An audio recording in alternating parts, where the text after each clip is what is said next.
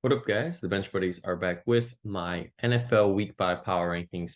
Had an interesting week last week and a lot of movement this week, so let's dive into it. 32, the Bears. It's time to blow it up and restart. Fields needs to go. Coach needs to go. Coordinators need to go. Whole thing needs to blow up in its face. It's Fields' best game, though, and they still can't find a way to win after blowing a 21-point lead. It's going to be ugly on Thursday Night Football. 31 are the Panthers, the other 0-4 team. And they didn't score in the second half, blowing the 6-point halftime lead. But Bryce Young played well, didn't throw or for a touchdown or a pick, but he was very efficient through the air. And his number one receiver, Adam Thielen, had yet again another great game. 30 are the Giants. And, well, this team's a lost cause. I think it's already kind of time to hit the panic button. Saquon needs to be back. And Saquon's their only hope if this team wants to get back on track. But you go to Miami this week, and Miami's on fire. Got humbled last week, but I expect them to put up some big numbers this week. And it's going to come down to Daniel Jones. If he can limit his turnovers, then the Giants have a chance to win every week. 29 are the Broncos, and they're moving up because they finally won a game, coming back from 21 points to top the Bears. And since Sean Payton ripped his sleeves, this Broncos team has been a different team. Wilson looked good. Jaleel McLaughlin looked good in the place of Javonte Williams. Cortland Sutton salvages his day with a touchdown. And he's had 3 touchdowns through the first 4 games. So he's a guy that's become reliable for Russ in a tough matchup against the Jets defense. 28 are the Patriots. And you can see in their ranking by week that they're moving up, went down last week and trending way back up again after a blowout loss to the Cowboys. Not much to take from this game. And I think the Patriots are on track to have another losing season. The Raiders stay put at 27, and I can't move them that far down or up because Aiden O'Connell stepped in for Garoppolo, and I think if Garoppolo plays, they possibly win this game. And the offensive line needs to be better. Letting Khalil Mack himself get 6 sacks, that's just a big red flag. But now they get the Packers on Monday Night Football in almost a must-win game. 26 are the Jets, and I'm moving them up here a little bit because of what I saw from them. The first quarter, I thought it was going to be the same old Jets, can't really score. Wilson's struggling. Give him credit. He performed well in this one. Only 11 incompletions, no turnovers, 2 touchdowns through the air. And Allen Lazard and company looked good, but it just wasn't enough to beat the Chiefs. The Cardinals fall 1 spot after a competitive loss to the Niners. Yes, they lost by 19, but the fourth quarter, really, it all fell apart. They were down 5 heading in and then just couldn't get anything going. But Dobbs has looked pretty good in the first 4 weeks. And when Kyler comes back and takes over, I think this Cardinals team is going to be able to possibly regroup and possibly finish around 500. Just the way they played. 24 is the Vikings. They're moving up 1 after beating the Panthers, getting their first win. And can they keep this play up? They have the Chiefs this week at home in a very tough game. But Cousins has looked good, except in this one where he threw the 2 picks. But if he can limit that and possibly have long sustaining drives against the Chiefs, then the Vikings might be able to pull the upset.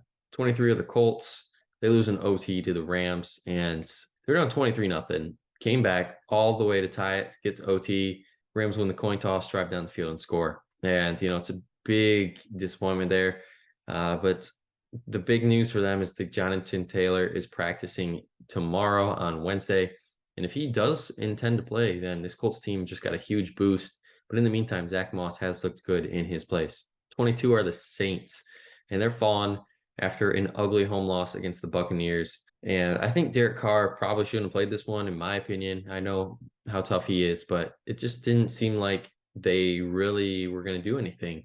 Only 127 yards for 23 completions, not good. But Kamara returned after his suspension and looked really good. So if there's something to build on there, it's going to be Kamara and the run game. Getting him more involved as they travel to New England. Yeah, that's correct. The Bengals are 21 after an ugly loss in Tennessee. They got boat race, didn't show up. T. Higgins could possibly out for a while, or he could play because no one knows right now with his fractured rib. Burrow has the lowest yards per attempt in the first 150 pass attempts in NFL history. Not good. And, lots of concern coming from the Bengals locker room. If they go into Arizona and lose that one, then I think this thing might blow up and you might see Mixon or Higgins possibly traded before the deadline. The Falcons are at 20 and they just didn't show up. The offense did struggle to put points on the board, but the defense did pretty good. holding the Jaguars to a touchdown and 3 field goals. Raiders struggled in this one, but yet again, Bijan was good with 137 total yards as he looks to be the focal point of this offense. 19 are the Commanders, and I'm moving them up 2 spots because they played a very competitive game against the Eagles. And, they hung around with the Eagles, and that's very, very telling signs that this team is going to be pretty good this year. Sam Howell looked good, and his pieces around him are a good supporting cast. So expect these Commanders to possibly put it all together. They have a very easy schedule the next 3 games: Chicago, Atlanta, and the Giants. And if they at least win 2 of 3, Commanders could be a team that could be sneaking into a wild card spot. 18 are the Steelers, and the big concern there was Kenny Pickett with his bone bruise. He could possibly play next week, but do they want to send him out there because they have to bye after this game against the Ravens? And it is a big game, I get it, because it's an AFC North divisional game. On the side of caution, I wouldn't be shocked if Pickett sits and Trubisky gets thrown in there. If they want to win that game, they're going to have to limit Lamar. 17 are the Tennessee Titans, and they're making a huge jump after a huge win against the Bengals.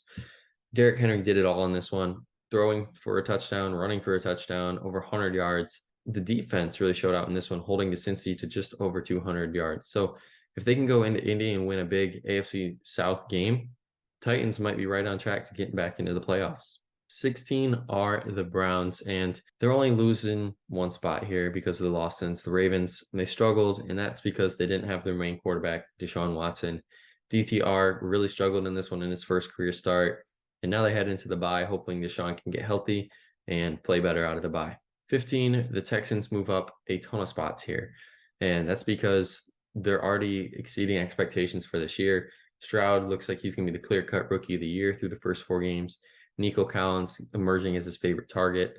And it's possible that this team could have a winning record at this time next week playing the Falcons. And the Texans are a good story. DeMeco Ryans looking great as the first-year head coach. The Rams move up 6 after beating the Colts in OT.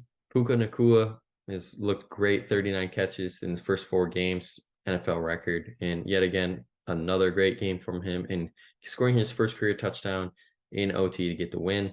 Stafford looks good, and Kyron Williams also, as this Rams team hopefully can get Cooper Kupp back this week or next week, and they face the Eagles, which would be a tough test, but I think the Rams are up for it as long as they don't turn the ball over. 13 are my Packers, and they're falling out of the top 10 just because of a bad first half. They didn't show up. The run game was non-existent. Third down struggled. But give them credit in the second half. They were right there, almost in the thick of things. And one penalty changed the momentum, and then it was just kind of over from there. But I like the fight that the Packers have had in the second half. They just need to play better in the first half moving forward. Jaguars move up 1 after a sluggish win against the Falcons in London. And it's because of the defense. They had 2 interceptions, a pick 6, and almost a second pick 6 on that second interception. And Trevor Lawrence, a mediocre day, and with his receivers, another mediocre day. But they need to figure things out against the Bills this week. If they want to win this one, they got to put up more than 23.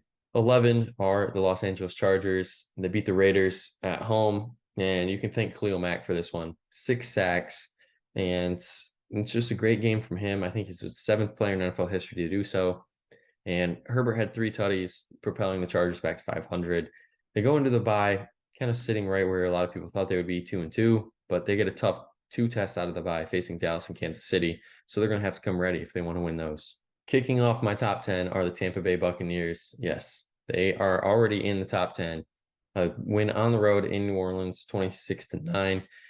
This team is looking very good, exceeding all expectations. You can see from my graph in the top left that the higher the point, the worse they are. And they're trending down in a good way, trending to number 10. And this team really is higher than everyone thought they would be. Mike Evans, unfortunately, though, he comes with a cost with his hamstring injury. So we'll see what happens out of the bye if he's ready to go. But give credit to Baker. He's looked great so far. 9 are the Lions, and they're staying put. Get another huge road win against the Packers like they did last year. They won 6 straight against the NFC North, and they hold the division lead going into week 5. So that means they're the favorites right now. They're minus 225 right now to win the division. They also get some reinforcements with Jameson Williams. We'll see what he can do in his first week back after suspension. But if David Montgomery's getting touches like this and producing, it's going to be tough to stop this Lions offense. The Seahawks jump into the top 10 for the first time this year after dismantling the Giants on Monday Night Football. This was thanks to the defense with 11 sacks and a pick six, as the offense kind of failed to get things going, but Kenneth Walker was a big focal point in this one, going for almost 80 yards and a touchdown. The Dolphins fall out of the top 5 and even the top 3. They're an ugly loss in Buffalo. Jeff Wilson Jr., though, on a positive side, is expected to return this week and give them a boost back in the backfield, even though the backfields look great with Achane and Mostert. If they want to keep this win streak going, they're going to have to dismantle the Giants, and I think they'll put up probably 40 to beat them. The Ravens move up a spot after beating the Browns 28-3. Lamar played great. Zay Flowers and Mark Andrews are his 1 and 2. Now they have to go into Pittsburgh and get a tough road win if they want to stay atop the AFC North. 5 are the Cowboys. Took apart the Patriots, and there's not really much to say after that. They did really good. Dak only 6 incompletions. CD didn't really have to be a big factor in this one. And they get the biggest game of the year this week in San Francisco, as the Niners have eliminated the Cowboys the last 2 postseasons. So I'm sure they're thinking about that as they want to beat them. The Bills are jumping to 4 after beating the Dolphins. And the defense really took control in this one in the second half after 6 second half points. Josh Allen, yet again, another great game. 4 touchdowns through the air, 1 on the ground. And Diggs had a great game as well with 3 touchdowns. So they want to keep it up. They got to beat the Jaguars in London. Bills could possibly move to 4-1 and really could take control in the AFC East as it still tries to run through Buffalo. 3 are the Chiefs. And it's not much to say, just another win here, another mediocre performance as this team likes to turn it up. Kind of week 6 or 7 is when they kick it into gear.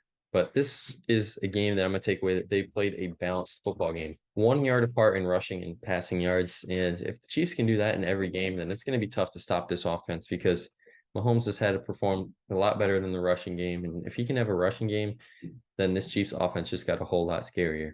2 are the Philadelphia Eagles, and they stay put after a gritty overtime win against Washington. Hurts played well. A.J. Brown had a great game, and Devonta Smith, yet again, another good performance. They go to Los Angeles, which should be dominated with Philly fans because no one shows up. And I expect them to get another win there and move to 5-0 in the season. And at 1, yet again, are the 49ers. They took control in the 4th quarter, putting up 14 unanswered points. And, I already mentioned it. The Cowboys come to town. And it's a big game, not only early in the year just because of the records, but because of the history in the last 2 years, playoff history, and even dating back to the 80s playoff history too. So these franchises know each other very well, as it should be a great game. But that's going to be it for this week's video. Make sure you guys check back next week to see where your favorite team ranks. But until the next time, the Bench Buddies are out.